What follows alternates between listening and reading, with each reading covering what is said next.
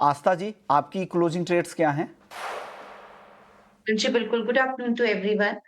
देखिए 2 कॉल्स देना चाहूँगी, दोनों बाइंग साइड पे है। सबसे पहले सिरमा एसजीएस। सिरमा एसजीएस की बात करें तो मुझे लगता है कि ये काउंटर एक अच्छी तेज़ी की तरफ मूव कर रहा है। खरीदारी करने की सलाह रहेगी 855-56 के ज़ोन में। स्टॉप लॉस 790 का रहेगा। टारगेट रहेंगे 925 का पहला, 935, 925 का पहला, 935 का दूसरा।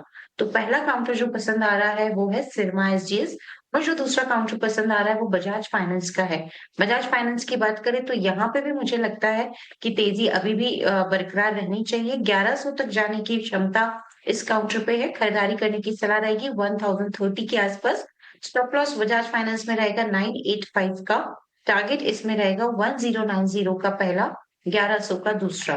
तो बजाज फाइनेंस में भी खरीदारी करने की सलाह है 1090 और 1100 के लक्ष्य के लिए। ओके, तो यहाँ पर बजाज फाइनेंस और सिरमा एसजीएस ये दोनों टॉपिक निकल के आस्था जी की तरफ। आइडिया फोर्ज के स्टॉक को भी पुल अप करना चाहेंगे। आस्था, गुड आफ्टरनून। आपसे आइडिया फोर्ज पर एक टेक लेना चाहूँगी और स्टॉक न्यूज़ फ्लो के चलते आज फोकस रेडार पर है। अगर आप देखें, कंपनी ने एक जॉइंट वेंचर अनाउंस किया है फर्स्ट फोर्ज टेक्नोलॉजी के साथ with first reach in USA. So business development plans बनाकर चल रही है आइडिया फोर्ज, लेकिन 530 के लेवल्स एक अपसर्ज देखने के बाद वापस से गेंस को सरेंडर करता हुआ ये स्टॉक। बिल्कुल मानसी, और देखा जाए तो देखिए लास्ट 2 या 3 दिन में एक रेंज में ये अभी कारोबार करता हुआ नज़र आ रहा है, जो ब्रॉडर लेवल पे अगर हम बोले तो 520 से 560 के बीच में बन गई है। तो ये 520 से 560 के बीच में ही थोड़ा-सा घूमता हुआ नज़र आएगा।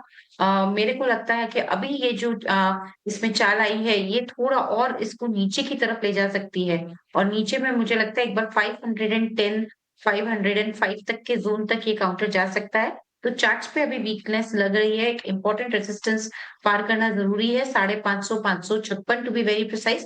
अगर 556 के अबव जाता है तो ही तेज़ी इसमें लौट के आएगी, जो इसको फर्दर अपसाइड में हम बोल सकते हैं लेके जाएगी अराउंड 600 तक के लेवल्स तक।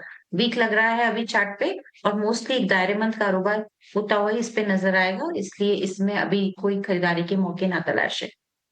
चार्ट्स हैं फिलहाल दूर रहने की राय इस वक्त आइडिया फोर्ज से।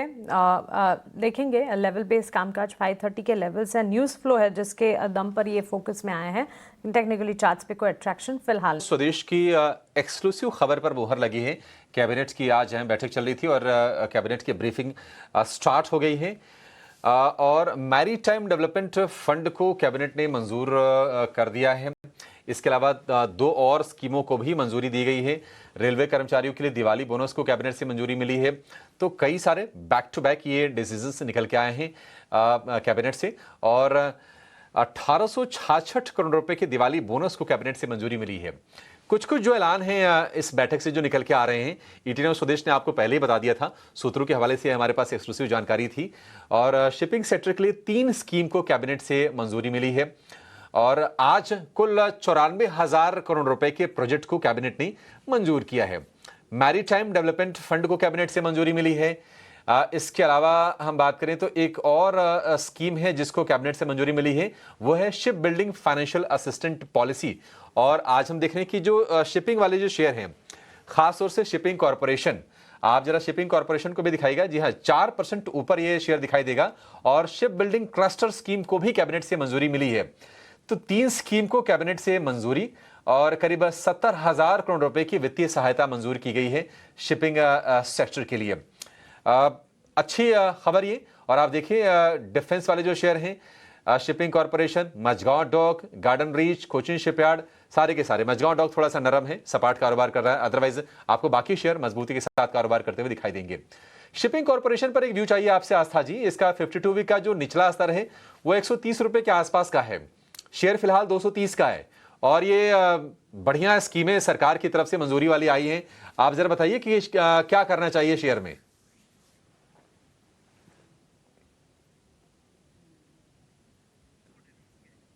आशा जी प्लीज अनम्यूट कीजिए, फिर आपको सुन पाएंगे हम। हुँ।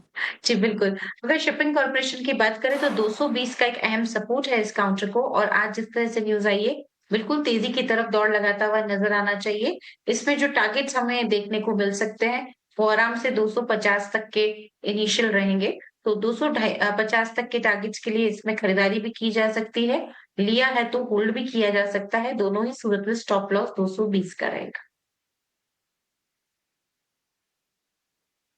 ठीक है, 220 के स्टॉप लॉस के साथ आप इसमें खरीदारी कर सकते हैं 250 के टारगेट के लिए। और ये निश्चित तौर पर एक अच्छी खबर है या पूरी के पूरी शिपिंग इंडस्ट्री के लिए। अगर आप NSE 500 की लिस्ट देखेंगे तो आपको चौथे नंबर पर दिखाई देगा शिपिंग कॉर्पोरेशन का शेयर, करीब 4% के आसपास के शानदार तेजी के साथ। लेकिन एक शेयर बजाज